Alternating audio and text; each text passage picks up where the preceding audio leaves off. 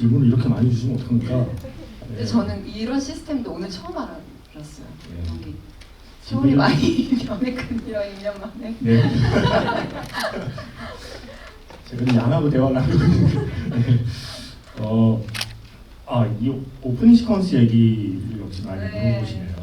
빠찡코가 연상된다고 하셨어요. 저 그거 물어보고 싶었어요. 왜 빠찡코에서 춤 안 추셨어요? 그럼 저 준비하고 있었는데 안 시켜가지고. 근데 추겠다 파싱코 그러셨어요? 그 오프닝은 사실 그 또 오프닝 시퀀스를 기획을 하고 또 촬영하는 분은 또 섹션이 굉장히 다르게 나누어져 있고, 이 영화의 오프닝을 보면서 저도 그 생각을, 파친코의 오프닝을 생각을 했었는데 재밌죠. 이게 계속 그냥 비슷한 느린 호흡으로 갈 줄 알았지만 시작이 아주 역동적이고 활기차게 시작이 되어서 재밌는 리듬감이 있겠구나 이 영화가, 그런 생각을 하면서 봤습니다. 감독 인터뷰를 보니까 저는 뜻밖에도 이 오프닝 시퀀스에 오늘 두 번 보니까 그게 보이더라고요. 춤추는 가족들이 나중에 다 영화에 나오더군요. 네, 맞아요. 네, 네, 네. 저는 처음 볼 땐 몰랐는데 춤추는 가족들이 하나씩 나오잖아요. 4인 가족. 중에 하나는 박물관 직원의 가족, 하나는 그 양을 고쳐주는 사람의 가족. 그들이 오프닝에 다 나왔더군요. 오프닝 볼 때는 전혀 그 생각을 못하고 네, 보다가. 한 번 보면 저도 그 캐치 못했는데 두세 번 봤을 때 이렇게 보이더라고요. 네, 근데 그거를 거의 영화 촬영 초반에 찍었대요. 콜린 페럴의 아내로 나온 분은 거의 첫 촬영이 저거였대요. 몸풀기 괜찮았죠? 그런 거에 당황스럽지 않을까요? 배우 입장에서 가자마자 저거 해야 되는. 사실 그런 건 있어요. 어려운 장면들을 처음 촬영하게 되면 첫 촬영을 하게 되면 좀 긴장도 되고 하긴 하는데, 그 턱을 한번 이렇게 넘고 나면 다음 촬영이 조금 더 수월하게 풀리는 경우들이 있는데, 그 장면이 첫 촬영이었으면은 재밌었을 것 같아요. 이 영화에 사실 수많은 레퍼런스와 또 수많은 레이어드가 있죠. 이게 정답이 있는 게 아니라 보는 사람에 따라 레퍼런스와 레이어드의 수는 달라질 거고, 감독이 생각한 것도 있고 아닌 것도 있고요. 그 오프닝 장면에 대한 감독의 설명은 뜻밖에도 오지 아스지로를 언급이에요. 오지 아스지로에 저는 아직 못 봤지만 초여름이라는 영화의 오프닝을 이야기하면서 오지 아스지로의 초여름을 보면 그 어떤 가족의 일상을 묘사하는 게 늘 가족이 매일 아침을 먹고 똑같은 자리에서 거의 비슷한 메뉴로 같은 자세로, 우리 대부분 그렇지 않나요? 지금은 이제 그 성인이 돼서 뭐 따로 나와 살면 그런 경험이 덜하지만 어릴 때 집에 보면 사실 늘 비슷한 자리, 자기 정해진 자리가 있고 늘 비슷한 시간에 비슷한 각도로 가족이 둘러앉아서 약간 의식을 치르듯이 식사를 하게 되죠. 근데 초여름의 오프닝에서 그렇게 아침을 먹던 가족이 이후에 서서히 이제 균열이 되어가는 걸 보여주는 영화였대요. 그래서 오지 아스지로에서는 그게 밥을 먹는 행위라면 이 영화에서는 그걸 춤추는 행위로 바꾸어서 저렇게 한 달에 한 번 저 가족은 저 의식을 치르듯이 저희 댄스대회를 하면서 가족임을 확인한다라는 설명을 하고 있더라고요. 오지 아스지로 이렇게 쓰시나? 그 춤추는 장면에서 양이 이렇게 모든 게임이 끝나는데도 계속 반복적으로 이제 춤을 춰서 양 왜 그래 뭐 이렇게 하잖아요. 근데 그 장면을 통해서 뭔가 문제가 이제 생겼다, 오류가 생겼다라는 거를 알게 되는 순간인데, 가족들이 이 영화에 원래 원작이 있다고 들었는데 그 원작에서는 그 양이 매일 그 식탁에서 밥을 먹을 때 그 시리얼 그릇에 반복적으로 이렇게 얼굴을 쳐박는 행위를 하게 되면서 이게 무언가가 문제가 났다라고 묘사가 됐다고 하더라고요. 고마운 각색이라고 생각합니다. 네. 영화 시작하자마자 시계를 얼굴을 쳐박는 걸 보고 있으면 약간 포근하다 식으로 조금 변형이 됐죠. 그렇죠. 그거는 바로 박찬욱 감독의 스타일이죠. 그런 오프닝은. 하지만 이 포근하다 감독의 스타일로 각색이 됐고, 이 얘기 혹시 많은 분들이 궁금해하시네요. 릴리 슈슈에 대한 이야기. 네. 일단 여기 릴리 슈슈의 모든 것이란 영화를 보신 분, 이와이 슌지 감독의 릴리 슈슈의 모든 것을 보신 분, 의외로 많지 않네요. 의외로 많지 않네요. 예. 코고나다 감독이 좋아하는 영화 중에 하나고요. 자, 이참에 영업을 하시죠. 어떤 영화입니까?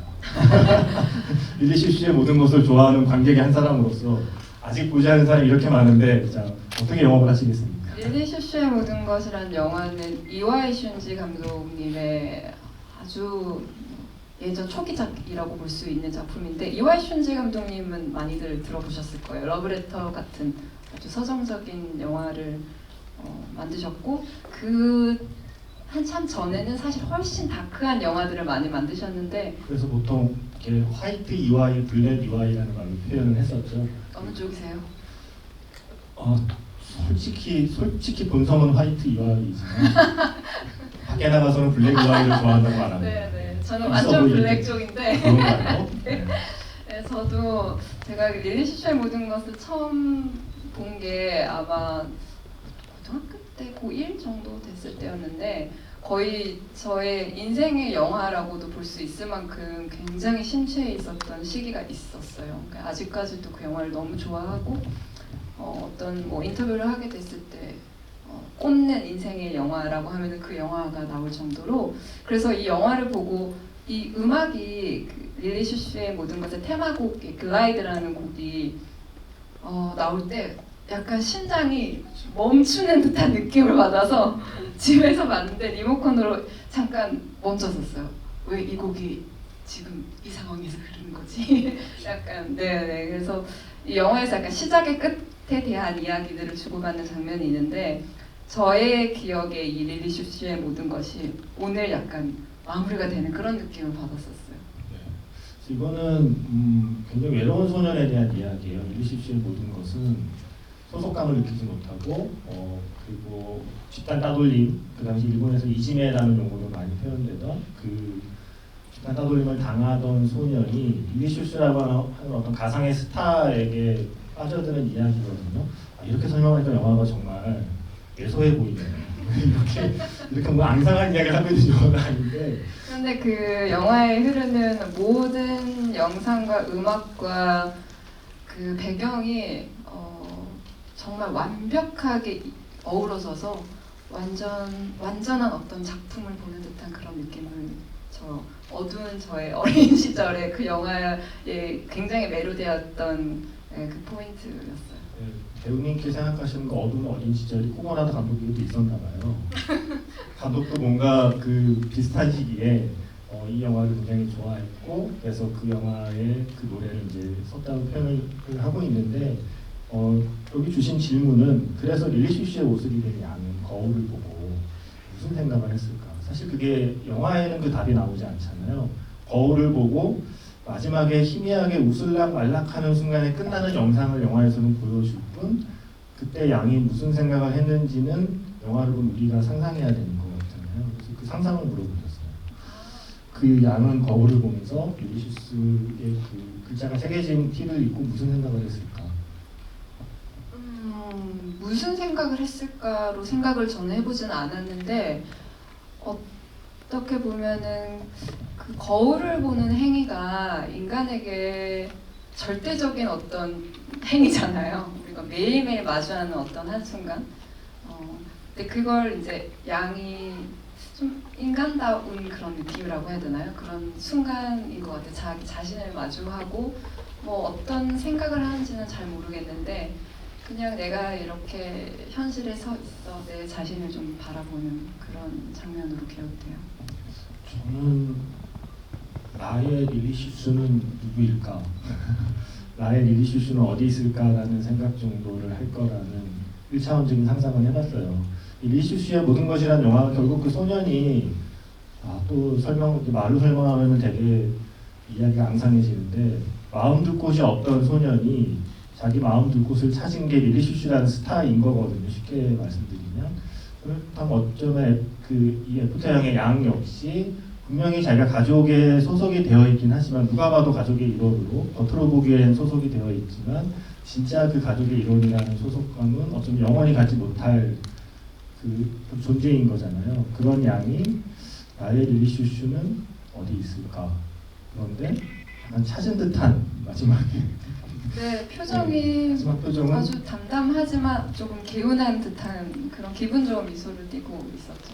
그게 아마 헨리 루 리차드슨 연기하는 에이다의 존재가 그 살짝 걸린 미소에 숨겨져 있는 건 아닐까라는 상상을 했었고 이제 결국 저는 감독 이야기를 이 자리에 없는 감독 이야기를 대신 전하는 역할을 해야 되니까요. 감독이 재밌는 이야기를 했어요. 그러니까 이 애프터 양의 애프터에는 두 가지 뜻이 있다는 표현을 하더라고요. 애프터는 그야말로 애프터, 양이 고장난 이후 그 시간적인 개념의 애프터가 하나 있고, 하나는 제가 영어에 약합니다만 고 애프터의 애프터라는 거죠. 그러니까 무언가를 추구하는, 그러니까 무언가를 추적하는, 그러니까 제이크가 양을 고 애프터하는 이야기라는 거죠. 늘 곁에 있었지만 정확히 양이 무슨 생각을 하고 어떤 삶을 살아왔는지 모르던 제이크가 양에 대해서 조금씩 알아가는 의미의 그때 쓰는 단어로 애프터라는 그 단어를 썼고, 그게 어쩌면 제이크의 입장이라면 여기 제이크의 아내의 입장은 약간 그 시간 개념에 가깝죠. 이제 양은 고장났으니 이제 우리는 우리의 갈 길을 가야 되지 않을까라는 생각을 하는 그런 의미로 이제 썼다고 하면서 그런 표현을 해요. 이 양의 기억을 열어보는 건 아까 말한 우리가 고장난 아이폰을 열어보는 것과 같지만 또 뭐랑 비슷하냐면 할아버지나 할머니께 할아버지 할머니의 삶을 물어보는 거랑 같다라는 얘기를 해요. 우리가 일상생활과의 접점을 감독이 말해주는데 자기 부모님이 말씀이 없으셨대요. 그럼 꼭 나와요. 많은 한국 부모들이 그러하듯이. 지금 세대의 부모는 그렇지 않겠지만 포고나다 세대의 한국 부모님들은 알 수가 적었기 때문에 사실은 영화 미스터리인 거죠. 부모님은 내가 태어나기 전에 어떤 삶을 살았을까를 전혀 모르고 살다가 꼬치꼬치 캐 물었더니 부모님이 드디어 본인들의 삶을 얘기해 줬다는 거죠. 근데 얼마나 드라마틱했겠어요. 그냥 한국에서 성장하고 난 것도 아니고 뭔가 부침이 있어서 미국에 갔을 거잖아요. 또 고생 많이 했을 거잖아요. 그 많은 이야기를 이제 다 커서 갑자기 들었는데 마치 제이크가 양의 기억을 뒤늦게 그 거대한 기억을 알게 되는 것처럼 내가 전혀 몰랐던 부모님의 이야기를 뒤늦게 한꺼번에 알게 되었을 때 뭔가 거대한 우주를 만나는 것 같았다라는 그 감독의 느낌이 이 SF 장르 속에 좀 담겨 있다라는 얘기를 하더라고요. 그래서 그 감독의 이야기까지 소개해드리고요. 이게 원래 Q&A 시간이 되면 이렇게 마이크를 드리고 이렇게 질문에 집중을 하고 눈도 마주치고 하는데 이제 그 타이밍이 없어진. 저는 어쩔 수 없이 너무 옛날 사람인가 봐요. 이렇게. 이런 부분은 어렵지 않아요? 배우님은 이 영화를 보면서 어떤 점이 끌리셨는지 궁금합니다. 지금까지 말씀하셨지만 혹시 빼먹은 이야기가 있나요? 어떤 장면? 아니면 또 어떤 순간들?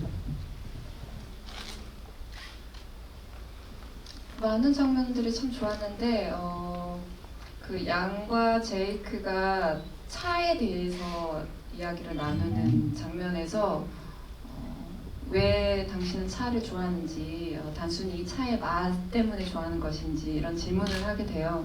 네, 제이크가 단순히 그 맛이라기보다는 차 잎이 나고 내가 차를 마시기까지의 그 모든 과정을 묘사를 하면서 그 과정을 좀 음미하게 되었다. 그래서 내가 차를 좋아하게 되었다라는 이야기를 하게 되는데, 그것이 감독의 어떤 시선으로 봤을 때 그 아까 말씀하신 그 역사, 그 부모님의 어떤 살아온 그런 이야기를 나중에 좀 알게 되고 생각을 하게 된 것처럼 이 영화를 통해서 그 어떤 결과물이나 결론적인 이야기, 거기에 어떤 초점이 맞춰지기보다는 거기까지 가는데 우리의 여정에 조금 더 초점이 맞춰져 있는 게 아닌가, 조금 음미해보자 이런 신이었던 것 같고, 그것이 이 영화의 어떻게 보면 주된 메시지 같은 게 아닐까 생각해봅니다.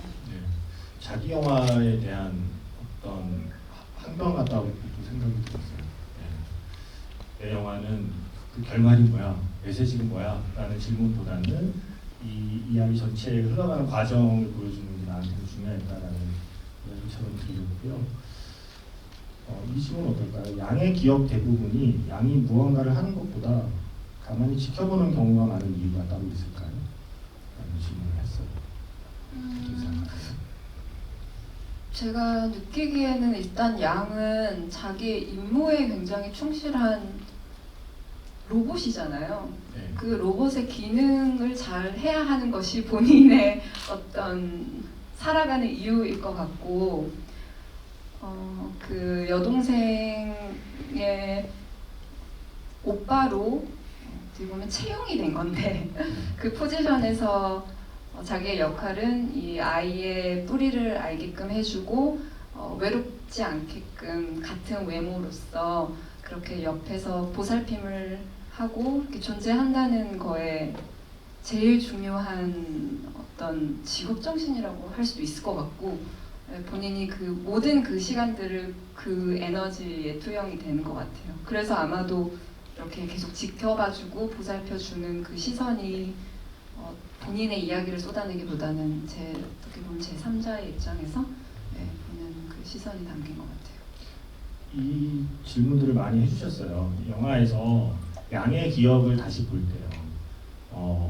같은 대사가 반복된다거나 같은 화면을 두 번 보여준다거나 이런 식의 연출이 있잖아요. 마치 버퍼링이 일어나듯이 보이는 순간도 있고 아니면 반복 재생을 하는 것처럼 나오는 순간도 있고 그런 연출은 왜 했다고 생각하냐라는 질문이 많이 있었습니다. 저는 그 더블링 되는 보이스도 너무 재밌었던 것 같고 같은 장면을 왜 계속 반복적으로 보여주며 같은 대사를 이어서 이렇게 보여주는지에 대해서 생각을 해봤는데 결국 어떤 한순간을 함께 존재할 때 양의 시선, 그러니까 양의 기억으로 한 장면을 보여준다고 생각하고 바로 이어서는 그 나머지 인간들의 시선으로 이 순간을 기억한다는 의미에서 아마 이렇게 반복적으로 재생이 되지 않았나 싶어요. 저도 사실 대부분의 장면은 그렇게 이해를 했거든요. 장면 일일이 다 저도 일일이 그 차이를 뜯어보진 않았지만 이게 약간 처음에는 분명하게 반복, 재생, 이런 단어, 명령어가 정확하게 들리다가 양의 기억을 차츰차츰 따라가면 전개가 되면서는 이게 좀 모호해져요. 이게 콜린 페럴의 명령어인지 아닌지가 모호해지고 어쩌면 양의 기억을 확인한 뒤에 나도 기억하고 있는 어떤 순간을 양의 시선의 기억을 확인한 뒤에 그 기억을 자기가 다시 한번 떠올려보는 것 같은 연출처럼 보이기도 했어요. 그 양이 본 거를 계속 머릿속에 떠올리면서 그때 내가 이런 말을 했었지? 라고 약간 양의 기억으로 자기 기억을 다시 한번 환기하는 느낌의 연출 같다고도 저는 느꼈었고요. 이런 질문도 있어요. 질문이라기보다 그녀라는 영화도 떠오르는 영화 같았다고. 그래서 혹시 배우님 생각 어떠셨는지 덧붙여서 혹시 좀 다른 레퍼런스 아니면 이 영화 때문에 또 생각나는 다른 영화들 이런 것들이 있을까요? 기억이라는 테마나 소재가 사실 굉장히 흔한 소재잖아요. 그런 테마로 만들어진 영화들이 아주 많고 저도 이 영화를 보면서 예를 들면 그녀도 생각이 났었고 이터널 선샤인 같은 그런 영화들도 생각이 났는데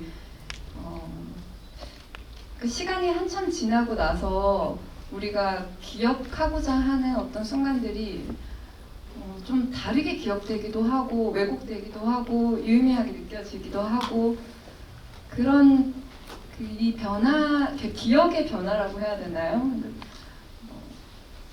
원하든 원치 않든 그런 식으로 각자 조금 다르게 저장이 되는 그런 지점이 아주 재밌었어요. 네.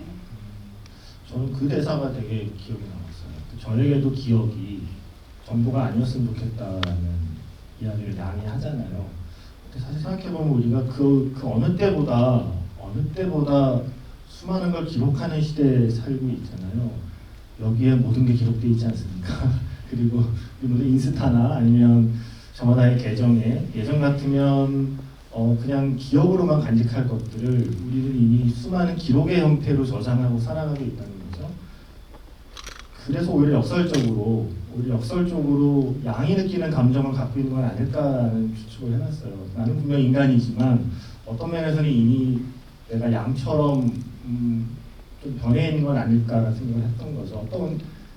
내 인생의 어떤 기억들을 나도 모르게 기록으로만 간직하고 있는 건 아닐까라는 생각을 하게 만드는 순간들이 있었어요. 그러니까 예전에는 정말 기록이 불분명했기 때문에 애써 기억하던 것들을 이제는 그 노력들이 오히려 약해지는 건 아닐까? 그냥 아예 나중에 찾아보면 되지 뭐. 그때 포스팅 해놨는데 나는 그러니까 난 기록해놨기 때문에 내 기억은 저장되어 있다라는 어떤 확신을 갖게 되는 것들이 그러면서 느끼는 공허함들이 어느 순간 느끼는 공허함들이 양이 느끼는 공허함과 난 인간인데 영화 속의 로봇이 느끼는 감정과 어떤 점은 이미 비슷해져 있다라는 생각을 사실 선택한 순간도 있긴 했어요. 기록을 많이 하시잖아요.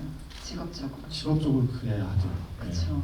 영화 보면 지금도 아까 영화 보면 썼는데 사실 끝나고 나면 알아보지도 못해요.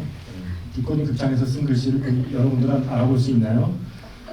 그래서 알아보지도 못하는데 감각적으로 기록을 하게 되는 거죠. 그리고 인스타 계정 만들면 감각적으로 올리게 되잖아요.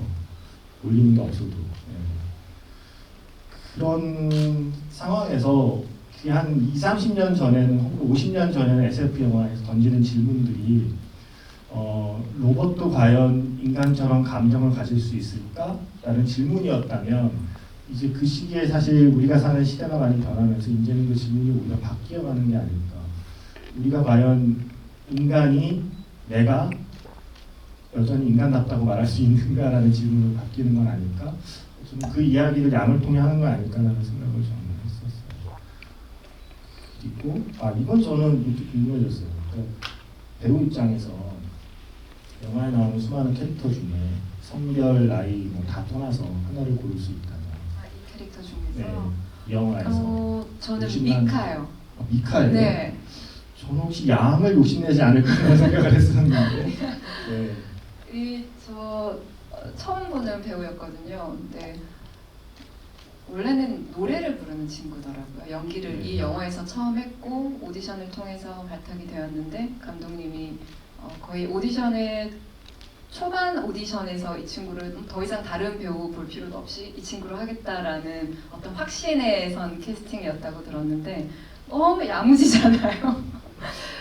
어떻게 보면 이 넷 중에서 넷 말고 또 그 에이다 많은 그 배우들 중에서도 가장 좀 확신에 찬 어떤 연기를 하는 것 같기도 하고 그 에너지 발산하는 느낌이 다른 배우들이랑은 좀 다르다는 느낌을 받았어요. 무대의 체질인가 봐요.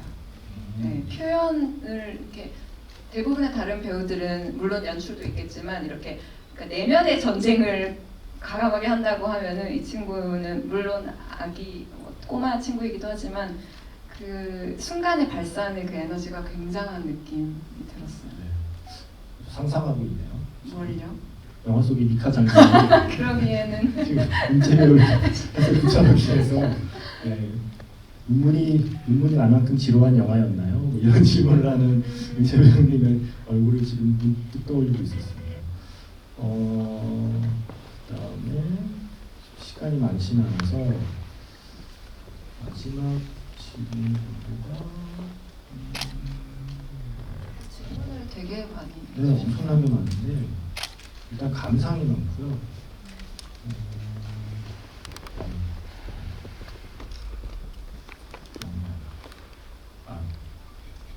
이 질문 쉽다. 딱 하나만 기억해야 한다면 어떤 대로 간직하고 싶은가요? 아니면 혹시 양처럼 나의 메모리를 누군가 열어볼 수 있다면 이런 질문을 바꿀 수 있을 것 같아요. 양처럼 내 안에도 뭔가 메모리가 있고 내가 세상을 떠난 뒤에든 아니면 언제든 누군가 나의 기억을 열어볼 수 있다면 누군가 열어봐줬으면 하는 기억 혹시 있을까요? 지금 이 제이크는 사실 수많은 양의 기억 중에 그가 열어본 일부를 우리가 같이 보았을 뿐이잖아요. 물론 그렇지 못한 기억도 많겠지만 그러니까 물론 대부분은 보지 않았으면 싶은 기억들이겠죠. 되도록이면 열지 않았으면 하는 마음이 아예 열리는 게 싫겠죠. 하지만 만약에 열리게 된다면 그래도 누군가 그 안에서 이 기억은 발견해 주었으면 그럼 좋을 것 같다? 라는 것이 있을까요? 그러니까 제가 어떤 다른 타인의 삶을 엿볼 수 있는 기회가 있다라고 생각을 한다면 바꿔서 얘기해서 그렇다면은 이 사람의 아주 과거의 어린 시절 혼자 있는 어떤 순간들을 조금 궁금해할 것 같거든요. 네. 혼자서 어떤 시간들을 보내는 그 모습들을. 사실 내가 어떤 사람을 알고 있는데 내가 그 사람을 알기 전이 사실 궁금한 거예요. 그렇죠. 그죠? 네, 그럼요. 지금까지 이 모습이 오기까지의 이 사람의 네. 어떤 절대적인 그런 순간들이 있어요. 영향을 주는 그런 순간들이 궁금할 것 같아요. 절대 들키고 싶지 않네요. 건강해야 돼요. 좀 부끄러운 기억들이라.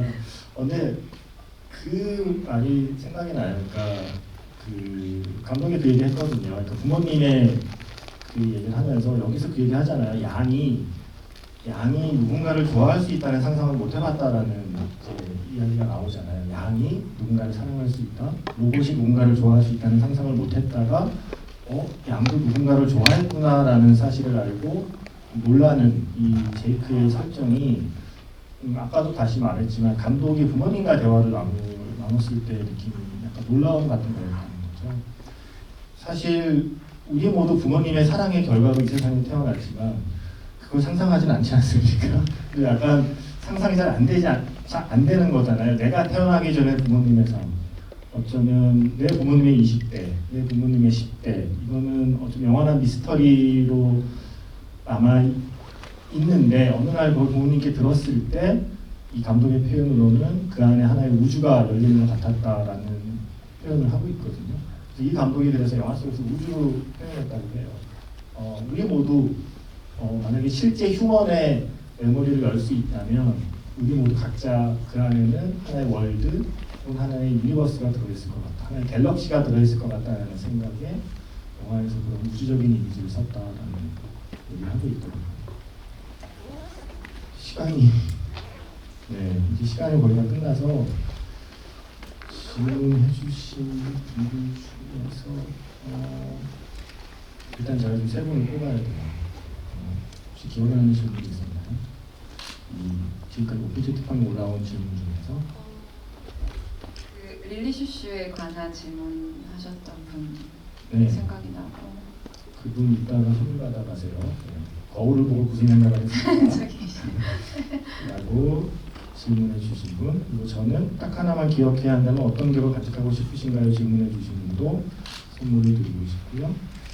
그 다음에 그 선물이 저스틴 민의 사인이 있는 포스터 맞아요? 네, 영화 속에 나오는 영화 속에 나오는 양을 연기한 배우의 사인이 있는 포스터를 준비했고요. 하나는 조금 더 정지 배우께서 마지막 인사를 하는 동안 찾아보도록 하겠습니다. 사실은 뭐 할 얘기가 더 많은 영화고 사실 이런 영화는 술을 안 되는 거 차를 마시면서 그냥 한 천천히 음미해 주셨으면 좋겠어요. 진짜 한 차 하나 이렇게 우기고 마시면서 한 2-3시간 동안 그 장면은 어땠어? 이 장면은 어땠어? 그 대사는 어땠어? 뭐 이렇게 두랑두랑하면 사실 좋은 영화이긴 하고 이은선 기자가 왔다면 훨씬 더 많은 이야기를 했을 영화라고 생각합니다. 하지만 일단 주어진 시간 내에서 이야기는 여기까지를 나눠야 될 것 같고요. 일단 혹시 못다하신 이야기나 그리고 나중에 레포터양 집을 함께해 주신 분들 오랜만에 또 이렇게 제가 가장 좋아하는 영화관이라는 공간에 저도 오랜만에 왔는데 이제 조금 영화관의 문이 조금 열린 듯한 그런 느낌이 있죠. 그 안에서도 한국 영화들이 아주 선전을 하고 돌아왔고 이제 영화관에 북적북적 되게 될 것 같은데 오늘 또 이렇게 시작을 함께 해주셔서 너무 감사드리고 또 2년 만에 GV 왔는데 좀 더 빠른 시일 내도 뵐 수 있었으면 좋겠고 늘 건강하시고 행복하셨으면 좋겠습니다. 감사합니다. 마지막 선물 받은 분은 아까 그녀 그 영화 언급해 주신 분까지 드리도록 할게요. 사실 제가 어제 윤성 기자의 부재 소식을 듣고 본인이 가장 너무 안타까워하며 죄송한 말씀을 전달하고 할 수만 있다면 윤성 기자의 메모리를 제가 열어보고 싶었거든요. 이용화 지구를 하면서 어떤 준비를 했을까. 윤선의 메모리를 훔쳐와서 그걸 밝혀서 진행하고 싶다 하지만 일단 큰 사고 없이 대단한 것에 대해 스스로 자족하고 있지만 나누지 못한 부족한 이야기는 나중에 이은선 기자 다 나오면 또 한번 시켜요. 그래서 그때 더 좋은 이야기 나눠주셨으면 좋겠고요. 애프터양 오늘 보시고 나서 오늘 언급한 이야기들, 그리고 배우께서 언급한 릴리 슈슈의 모든 것이나 플러버스 같은 영화들, 그리고 유튜브에서 볼 수 있는 이 코고나다 감독의 비디오 에세이들, 그런 것들을 보시면 이 영화에서 풀리지 않는, 영화만으로 풀리지 않는 많은 미스터들이 조금 풀릴 거라고 생각해요. 그리고 그 얘기 빼먹었다. 감독도 이 양에 대해 다 모른대요. 감독들은 꼭 그런 얘기 하더라고요. 양을 연기한 배우한테도 말 안 해줬대요. 양이 어떤 애인지. 양은 영원한 미스터리니까 네가 아는 만큼만 연기해라. 그런 감독들 믿지 않나요? 아니다. 그래서 이 영화를 만든 감독조차도 완전히 안다고 자신하지 않는 이 양의 이야기, 양의 기억들, 양의 질문들은 여러분들이 각자 품고 집에 돌아가시면 될 것 같습니다. 어쨌든 긴 시간 함께 해주셔서 고맙습니다. 잠깐 질문 선정되신 세 분 앞에서 받아가시면 됩니다.